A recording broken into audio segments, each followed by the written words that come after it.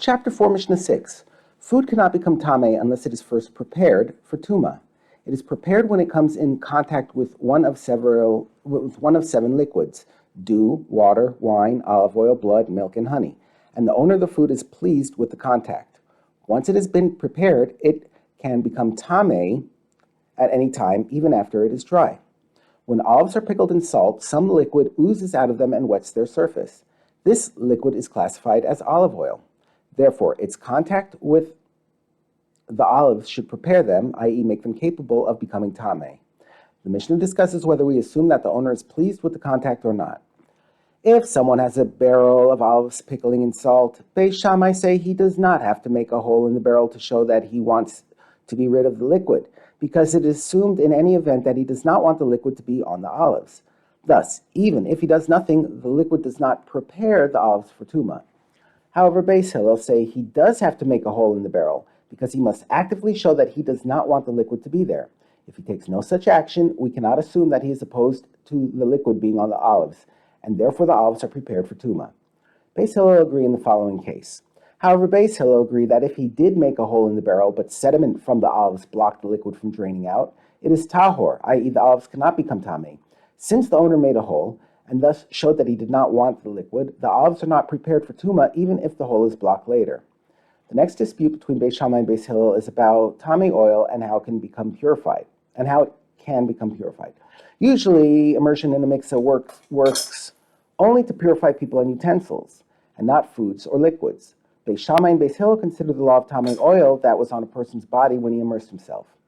If someone spread tahor oil on himself, then became tameh and transmitted tuma to the oil, and then went down into a mikveh and immersed himself to purify himself from the tuma, Beis Shammai say even if he is dripping with oil after the immersion and it was not absorbed into his skin, the oil is tahor because it is treated as part of his body and therefore became tahor through the immersion of his body. Regardless of how much oil there is on the person, it is tahor. However, Beis Hillel say if just a small amount of oil remains on him, namely enough to spread over a small limb, it is negligible in relation to his body. It is thus regarded as part of his body, and the immersion of the body works for the oil as well.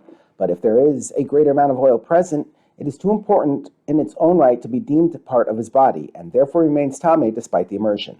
In the previous case, the person spread tahor oil on his body, and then he became tameh, making the oil tameh. In the following case, the oil was tameh before he put it on himself. If the oil was tameh from the start, before he put it on himself, the maximum amount of oil that can become tahor is smaller. Beis Shammai say if after his immersion enough oil remains on him to smear on a small limb, it is treated as part of his body and was therefore purified by his immersion. A larger amount, however, would remain tameh. But Beis Hillel say if the liquid, i.e. oil, on his body can moisten that which touches it, the immersion makes it tahor, but a larger amount, such as the amount required to spread over a small limb, remains tameh. According to a different version of Beis Hillel's last ruling, the maximum that can become tahor is greater. Rabbi Yehuda says in the name of Beis Hillel, if the body is so moist with oil that a hand that touches it can then moisten something else, the oil is tahor. Even this amount of oil is considered negligible in relation to the body and is therefore purified by the immersion.